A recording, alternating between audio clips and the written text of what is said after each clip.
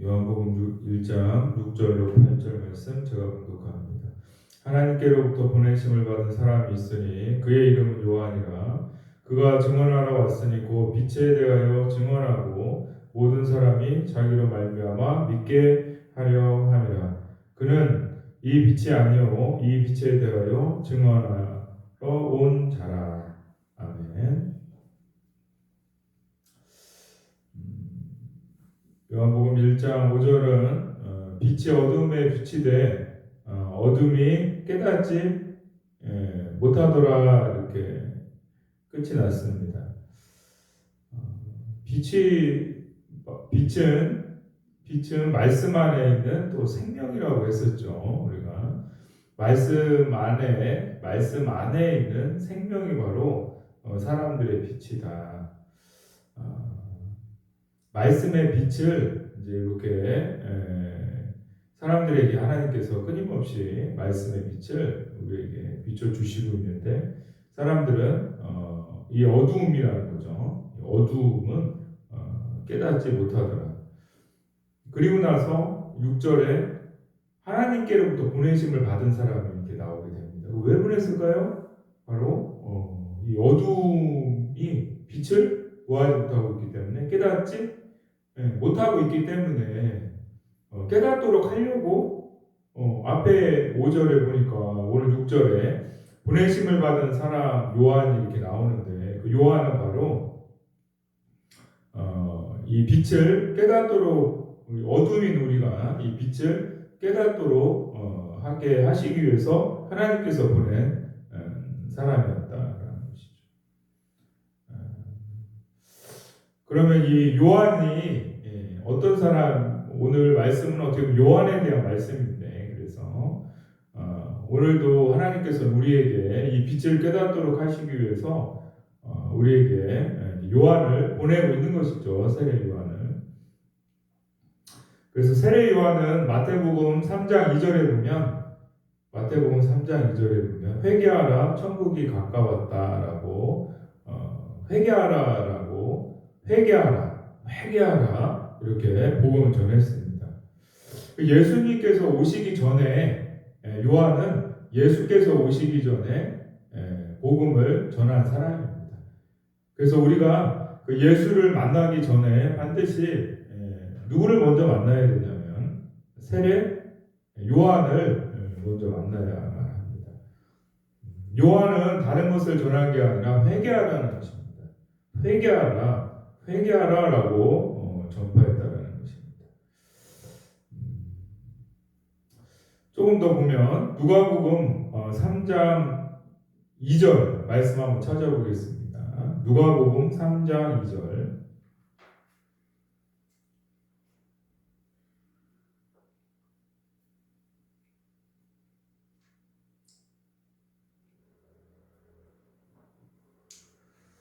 누가복음 3장 2절부터 20절까지 말씀 제가 한번 읽습니다. 안나스와 가야바가 대제사장으로 있을 때에 하나님의 말씀이 빈들에서 사가랴의 아들 요한에게 임한지라. 요한이 요단강 부근 근처에 와서 죄사함을 얻게 하는 회개의 세례를 전파하니 선지자 이사야의 책에 쓴 바 광야에서 외치는 자의 소리가 있어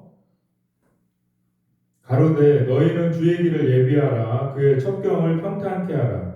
모든 골짜기가 메워지고 모든 산과 작은 산이 낮아지고 굽은 곳이 고자지고 험한 길이 평탄하여질 것이요 모든 육체가 하나님의 구원하심을 보리라 함과 같으니라.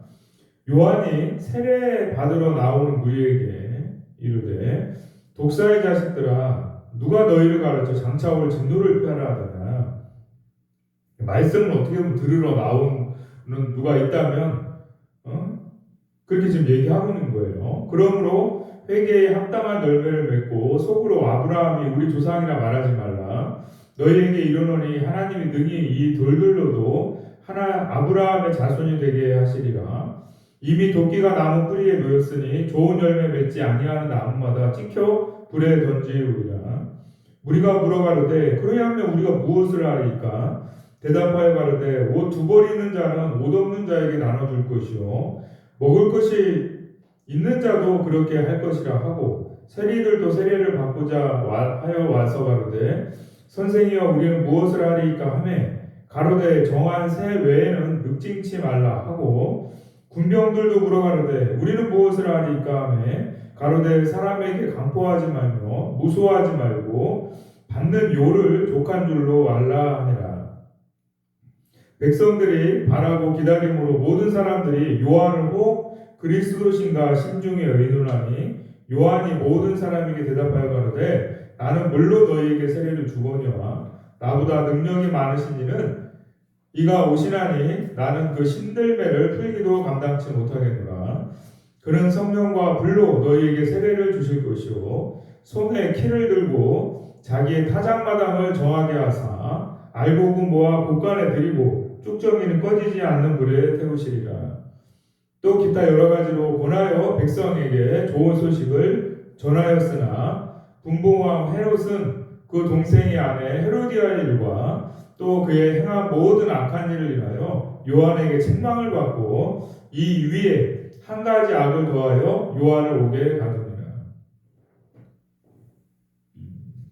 요한은 이 세례 요한은 하나님께로부터 보내심을 받은 사람이 요한이 나오는데 이 요한은 예수보다 앞에서 예수님 앞에서 먼저 활동했던 그런 하나님의 사자였었죠, 그죠? 하나님의 사자였었는데 이 사자가 하는 일이 뭐였냐면 회개하는 거예요.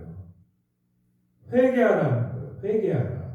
하나님 앞에 회개하라는 거예요. 회개하지 아니하면 너희가 천국에 들어갈 수 없다는 거예요. 오늘도 우리는 하나님 앞에 회개해야 되는데 뭘 가지고 회개할 수 있느냐라는 거예요. 우리 옆에 만약에 이 요한이 있었다면 요한은 우리에게 무엇인가를 얘기했을 거예요. 오늘 이제 수요일인데 우리의 삶을 통해서 우리가 어떻게 살았는지를 우리 옆에 요한이 있다고 한번 생각을 한번 해보세요.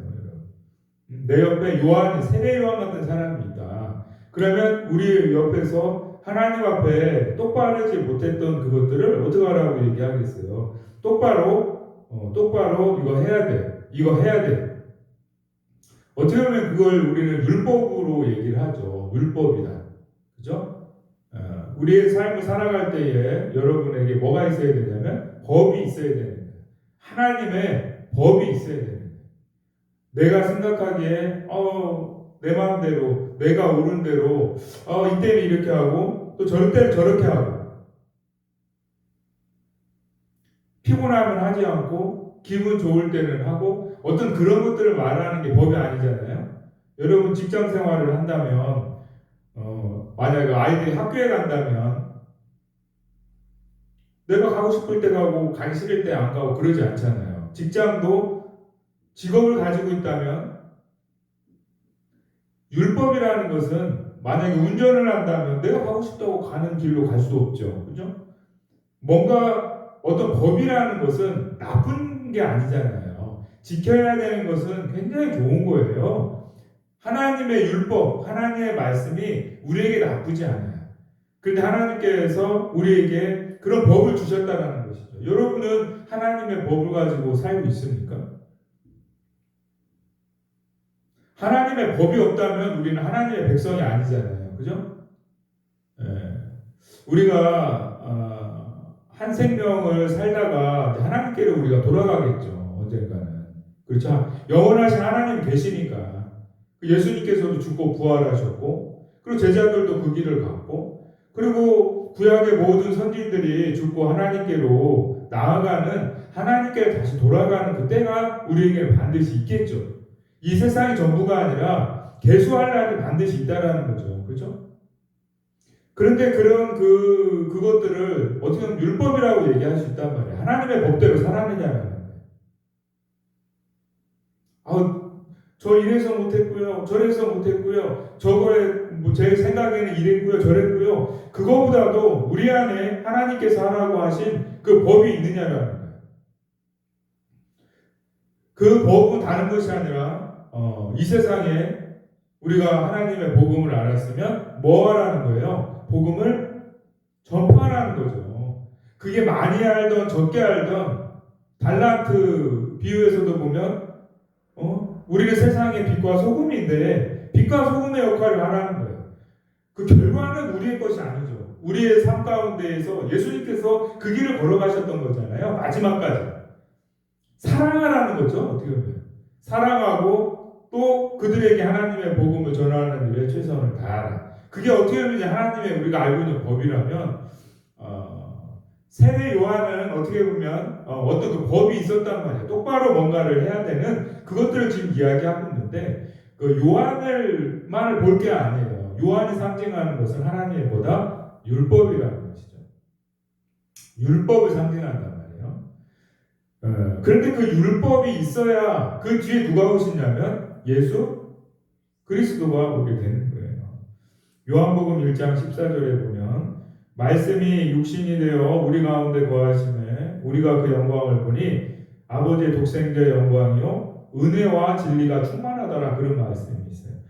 요한복음 1장 17절에도 보면 율법은 모세로 말미암아 주신 것이요 은혜와 진리는 예수 그리스도로 말미암아 온 것이라 이렇게 되어 있습니다. 그 말씀을 3단계로 나누고 있어요. 율법과 은혜와 진리 이렇게 나눌 수 있는 거예요. 그렇죠? 율법과 은혜와 진리가 우리 안에서 말씀이 이렇게 자라가는 어떤 세 개의 계단이 있는 거예요. 그런데 예수 그리스도를 뭘로 얘기하고 있냐면 은혜와 진리 이렇게 얘기하고 있단 말이에요. 예수가 우리의 그리스도가 되는 거. 예수 그리스도는 은혜와 진리라면 앞에 은혜와 진리 앞에는 율법이 있죠. 그래서 이 세례 요한은 모세와 같은 그런 단계예요. 예수와 그리스도가 되어지기 전에 우리 안에 뭐가 있는 거예요? 율법을 전하는 세례 요한이 있는 거죠. 오늘도 우리가 하나님의 은혜와 진리 가운데 들어가기 위해서는 하나님 은혜 주세요. 하나님 오늘 이 시간 내 안에 하나님의 진리를 허락해 주세요. 아무리 얘기를 해도 은혜와 진리는 그렇게 오지 않아요. 우선은 뭐가 있어야 된다는 거예요? 율법이 있어야 된다는 거예요. 율법이 있어야 된다는 거예요. 하나님의 법이 있어야 그 하나님의 법이 은혜와 진리로 나아가게 되는 거예요. 내 생각 가지고서의 그것이 아니라 하나님의 법, 하나님께서 우리에게 하라고 하신 성경에 보면 하나님께서 우리에게 계속해서 무엇인가를 하라고 말씀하시잖아요. 예수께서도 또 우리에게 뭔가를 하라고 했어요? 안 하라고 했어요? 하라고 했죠. 아무것도 하지 말고 너네는 그냥 그렇게 있다가 그냥 말씀만 들어라. 그렇게 하지 않는단 말이에요. 분명히 분명히 예수께서는 성경에서 뭔가를 하라고 하는 그게 있단 말이에요. 그것이 바로 우리에게 뭐가 되는 거예요? 율법이 되는 거죠. 율법이 되는 거예요. 율법이. 예? 그런데 우리가 하고 싶은 대로 다 하고 이게 뭔가를 하나님 앞에 나아가면 그러면 하나님께서 너는 뭐 하다가 왔니? 이렇게 되는 거지. 그렇죠? 해야 될 것을 우리가 그것을 하라고 우리를 부르셨다. 그걸 우리는 어떻게 보면 사명이라고 얘기하는 거죠. 그 사명을 잃어버리면 이스라엘도 망하고 우리의 삶을 하나님 앞에서 인정받을 수가 없게 되어지는 거예요. 그 율법을 행하라는 거예요. 그 법을 행하라는 거예요. 그런데 그 법이 그럼 안 해도 되고 해도 되고가 아니라 이 법을 지켜서 행해야 되는데 그런 거죠. 우리가 건강하고 싶다고 해서 건강을 아무리 관리를 하려고 건강 관리를 하는 게 어떻게 율법이라면 그 건강 관리가 건강을 내가 하고 싶다고 해서 건강 관리가 잘 되지가 않듯이 하나님의 법을 우리가 지켜 우리의 힘으로 아무리 애를 써도 살다 보면 바쁘고 잊어먹고 또 때로는 하려고 했는데도 하지 못하고 여러 어떤 부분들에 있어서 부족한 부분이 나오더라는 것이죠. 로마서 3장 19에서 21절 우리가 알거니와 무릇 율법이 말하는 것은 율법 아래 있는 자들에게 말하는 것이니 이는 모든 입을 막고 온 세상으로 하나님의 심판 아래 있게 하려 함이니라. 그러므로 율법의 행위로 그의 앞에 의롭다 하심을 얻을 육체가 없나니 율법으로는 죄를 깨달음이니라. 이제는 율법 외에 하나님의 한 의가 나타났으니 율법과 선지자들에게 증거를 받은 것이라. 이 세례 요한 외에 세례 요한 다음에 이제 예수 그리스도께서 오시는데 이 율법은 무슨 일을 하는 거냐면 모세는 무슨 일을 하는 거냐면 여러분 옆에서 빚을 지면 누가 오냐면 빚쟁이가 있겠죠. 계속해서 뭐 갚으라는 거예요. 돈 내놔. 빚 갚아. 너 말씀대로 해야 돼. 교회 목사가 여러분들에게 여러분들 한 주간 동안 어떻게 사셨어요? 뭐 이거 하셨어요? 안 하셨어요? 이거 해야 돼요. 저거 해야 돼요. 똑바로 하세요. 뭐 이제 만약에 그런 거예요. 아니 의사가 있다면 그 환자들에게 관리하셨어요? 약 드셨어요? 운동하셨어요? 이거 먹지 말라는 거 먹었어요? 계속해서 그 얘기를 하는 거예요. 자, 한번 제가 물어볼게요. 이 율법이 필요합니까? 필요하지 않습니까?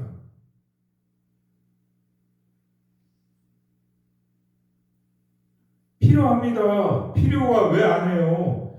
율법이 없으면 여러분들 어떻게 행하냐면 여러분들 하고 싶은 대로 하는 거예요. 그거는 하나도 이거는 될 수가 없는 거예요.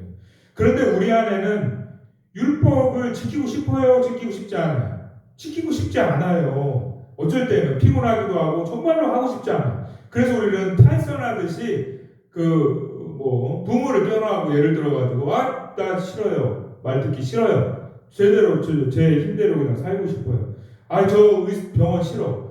가면 맨날 뭐 하라고 하고 너무 듣기 싫어. 우리 교회는 맨날 가면 목사님이 뭐 하라고만 얘기해. 나는 싫어. 나는 하고 싶지 않아. 그런 그 상황이 있을 수가 있다는 것이죠. 세례 요한의 자리는 어떻게 보면 어떤 자리예요? 그런 자리예요. 세례 요한의 때는 그런 자리란 말이에요. 그런데 이 율법은 여러분들 반드시 지켜 해내야 됩니다. 이건 누구를 위해서가 아니라 예수께서 십자가를 지시지 않고 예수께서 제자들이 십자가를 지지 않아도 누가 뭐라고 할 사람은 없어요. 그런데 우리가 관리를 하지 않으면 하나님의 말씀을 지키지 하지 아니하면 우리는 절대로 하나님의 열매를 맺을 수 없고 하나님의 형상으로 갈 수는 없어요. 그런데 우리 안에 어떤 모습이 있냐면 때로는 율법의 자리도 있다는 거예요. 그래서 자꾸 무슨 하라고 하지 말으라는 말로밖에 안 들릴 때가 있다 없다. 있더라는 거예요. 그게 바로 율법의 자리예요. 그런데 예수는 어떤 자리냐면 율법은 지켜야 되는데 뭐라고만 하는 것이 아니라 변호를 해주는 거죠. 그래. 그럴 수 있어. 우리는 다 그런 모습이야. 그렇지만 그 안에서 그렇게만 가는 것이 아니라 이걸 해야 되는 게 있어. 정말로 잘 생각해봐. 그게 정말로 내가 원하는 건지 아니면 힘들어도 내가 이것을 해야만 하는 건지를 나도 이 길을 갔잖아.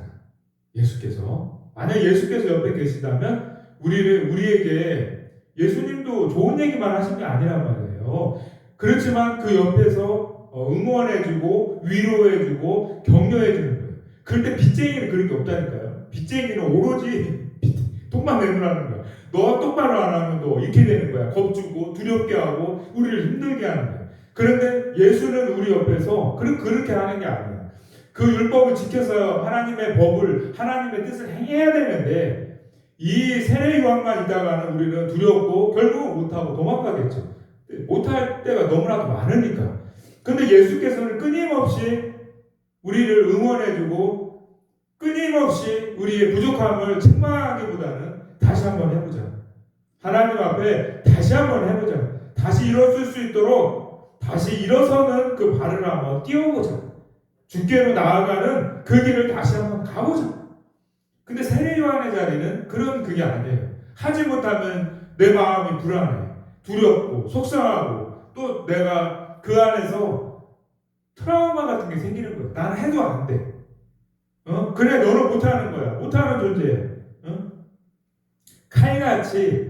칼같이 용서를 안 하는 거예요. 그런데 예수는 끊임없이 우리를 용서만 하는 것이 아니라 일어나서 하나님의 법을 지킬 수 있도록 하는 자리가 바로 예수와 그리스도의 자리죠. 오늘도 우리는 무엇인가 무엇인가를 하지 못했어요. 그런데 내 마음 가운데에는 세례 요한처럼 너 이렇게 이 독사의 자식들아, 네 할 일을 똑바로 하고 하나님 앞에 나와. 아유 참, 이거 해야 돼, 저거 해야 돼 하고 대쪽 같은 어떤 그 모습이 있다면, 예수는 어떤 모습일까? 예수는 어떤 모습일까? 아직은 오늘 본문에는 그런 구절은 나와 있지 않아요. 짤막하게 빛에 대해서 증거하러 왔다라고 하고 이제 말씀이 끝나는데, 예수와 그리스도는 은혜와 진리의 자리라는 거예요. 그런데 세례요한은 율법의 자리라는 거예요. 그런데 내 마음 가운데에 하나님의 법을 지키는 데 있어서 내가 율법적이지는 않은지, 그리고 내가 생각하기에 그런 율법의 자리에 난 머물러 있지는 않은지, 아니면 오늘도 다시 그 예수께서 걸어가셨던 그 길, 제자들을 만났던 갈릴리로 가서 율법을 지키지 않고 다 도망갔지만 끝까지 너희를 사랑한다라고 하는 그 은혜와 진리의 자리로 내가 나아가고 있는지를 우리 다시 한번 생각해 볼 필요가 있습니다. 우리가 예수를 만나고 예수를 그리스도로 영접하는 그것은 가만히 있어서 되어지는 게 아니라 하나님의 법을 내가 내 삶 속에서 오늘도 내가 하루를 살아가는데 과연 하나님의 법의 뭘 지키며 살아가야 되는가, 하나님의 법이 무엇인가, 이거는 나이를 드셨다고 해서 끝날 게 아니에요. 직업이 끝났다고 해서 끝날 게 아니에요. 하나님의 법을 내가 자기가 지키고 가는 거란 말이에요. 오늘도. 그렇죠? 그걸 놓쳐버리면 인생은 의미가 없습니다. 그거 죽은 목숨이에요. 그거 죽은 목숨이에요. 목적이 없기 때문에 그거 사나 안 사나 그걸 응원할 수 없는 거예요. 그런데 오늘도 내가 하나님의 말씀을 지키기 위해서, 그리고 이웃을 사랑하기 위해서 애쓰며 살아갈 때 하나님께서 그 삶을 응원해 주시는 거지, 내가 내 삶을 나는 이제는 할 수 없어, 나는 힘도 없고 아무것도 할 수 없어, 누가 그 삶을 누가 응원할 수 있겠어요. 그렇지만 그 안에서 내가 주의 말씀을 내 힘이 있는 한, 내 호흡이 있는 한, 하나님 앞에 내 목숨이 끝날 때 아버지께 다시 돌아가게 되어질 텐데, 그 돌아갈 때까지 내가 지금 여기에서만 살고 끝나는 것이 아니라 돌아갈 때 내가 아버지께로 가는 그 길을 그냥 내가 건강을 잃어버리는 것으로 끝나는 것이 아니라 하나님의 율법을 지키는 데 있어서 내가 오늘은 무슨 일을 하기 위해서 애를 쓰며 살았는지 돌아보고, 그리고 내일 모레는, 그리고 내가 하나님 앞에 나아갈 때 예수께서 십자가를 지시고 가셨던 것처럼 내가 마지막까지 지고 가야 될 것이 무엇인가. 그런데 그 속에서는 율법의 자리도 있고 은혜와 진리의 자리도 있다라는 거예요. 이게 없이는, 하나님의 말씀이 없이는 율법과 은혜와 진리, 세례 요한도 만날 수 없고 예수가 그리스도가 되어지는 일도 일어나지 않게 되어진다는 거죠. 오늘 이 말씀을 생각하며 내 삶이 오늘은 율법의 자리에 머무르진 않았는지, 또 예수와 그리스도의 자리가 어디 있는지를 생각하며 기도할 수 있는 시간 되시기를 바랍니다.